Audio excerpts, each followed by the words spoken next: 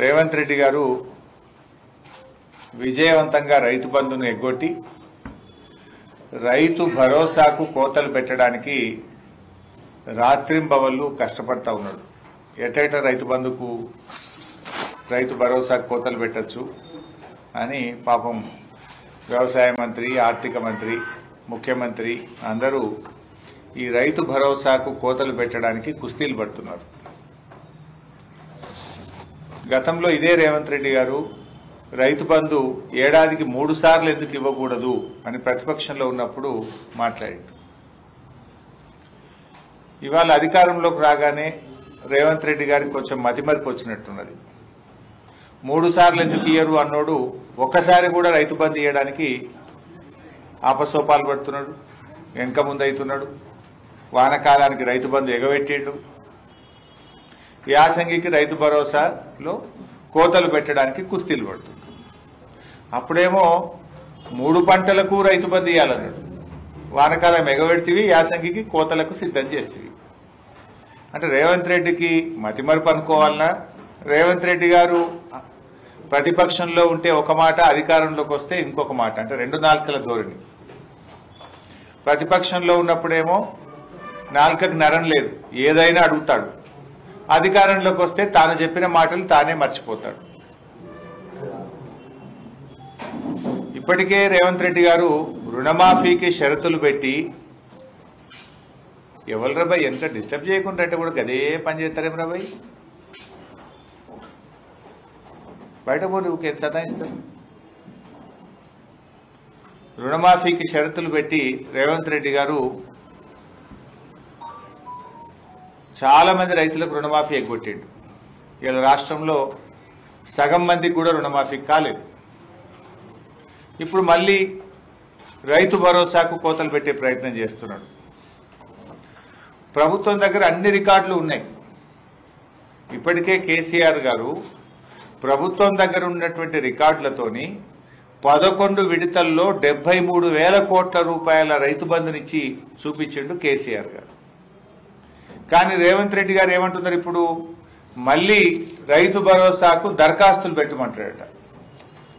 ఆ దరఖాస్తులు కూడా ఎట్లా పెట్టమంటాడట, నేను ఇస్తున్న సమాచారం అంతా కరెక్టు, ఎలాంటి తప్పుడు సమాచారం ఇచ్చినా, తప్పుడు లెక్కలు తేలినా మీరు తీసుకోబోయే చర్యలకు నేను శిక్షార్హుణ్ణి అని రైతులట సెల్ఫ్ డిక్లరేషన్ ఇవ్వాలని రేవంత్ రెడ్డి గారు షరతులు పెడుతున్నాడు. దరఖాస్తులు పెట్టమని చెప్పి రైతులు కోరుతున్నాడు. ఇది రైతుల్ని అవమానపరచడం కాదా? దేశానికి అన్నం పెట్టేటువంటి రైతు ఎండనక వాననక 6 గాలం కష్టపడి ఇవాళ వ్యవసాయం చేసి అందరికీ అన్నం పెట్టే రైతుకు షరతులు పెడతా ఉన్నారు. బడాబాబులకు, పారిశ్రామికవేత్తలకు, కంపెనీలకేమో ఏ షరతులు లేవు, 1000 కోట్ల అప్పులు మాఫీ చేస్తున్నారు. రైతులకు వచ్చేసరికి షరతులు అడ్డం వస్తున్నాయి. మీకు రైతులకు బేడీలు వేసి అవమానపరిచినటువంటి రేవంత్ రెడ్డి ప్రభుత్వం ఇవాళ రైతు భరోసా విషయంలో కూడా రైతుల్ని నేరస్తుల్లా భావించడం ఇది చాలా దారుణమైనటువంటి విషయం. మీ దగ్గర అన్ని వివరాలు ఉన్నాయి కదా, మీ వ్యవసాయ శాఖ అధికారులు ఉన్నారు కదా, వ్యవసాయ శాఖ అధికారులు పోయి చూసుకోమనండి. ఎందుకు ఇలా రైతుల్ని మీరు ఒక దోషిలాగా నిలబెట్టే ప్రయత్నం ఎందుకు చేస్తున్నారు? ఎందుకు రైతులను దరఖాస్తుల పేరు మీద అవమానపరిచే ప్రయత్నం చేస్తున్నారు? అన్నదాతలంటే అంత అలుసెందుకు అని నేను రేవంత్ రెడ్డి గారిని అడుగుతా ఉన్నా. అంటే మీరు మళ్ళీ రైతులను కార్యాలయాల చుట్టూ తిప్పే ప్రయత్నం, కాంగ్రెస్ నాయకుల చుట్టూ తిప్పే ప్రయత్నం, పైరవకారుల చుట్టూ తిప్పే ప్రయత్నానికి మీరు పాల్పడతా ఉన్నారు. అంటే రైతులు మళ్ళీ పైరవకారుల చుట్టూ, కాంగ్రెస్ నేతల ఇండ్ల చుట్టూ, కార్యాలయాల చుట్టూ తిరగాలనా? కేసీఆర్ గారు ఉండగా కడుపులో సల్లగదలకుండా, ఏ దరఖాస్తు లేకుండా, రైతు ఇంట్లో నుంచి కాలు బయట పెట్టకుండా, వానకాలం వచ్చిందన్నా, యాసంగి పంట వచ్చిందన్నా టింగు టింగు నా ఫోన్లు మోగినాయి, బ్యాంక్ అకౌంట్లలో డబ్బులు పడ్డాయి. కానీ ఇలా రేవంత్ రెడ్డి ఏం చేస్తుండు, దరఖాస్తులు పెట్టుండి కార్యాలయాల చుట్టూ తిరగండి, కాంగ్రెస్ నాయకుల ఇండ్ల చుట్టూ తిరగండి, పైరవకారుల చుట్టూ తిరగండి. ఇదేనా రైతులకు పట్ల మీకుండే ప్రేమ?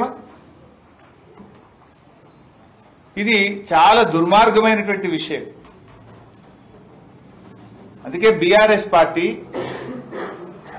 కేసీఆర్ ప్రభుత్వం గతంలో ఇచ్చిన విధంగా రైతులందరికీ రైతు భరోసా ఇవ్వాలని చెప్పి డిమాండ్ చేస్తుంది.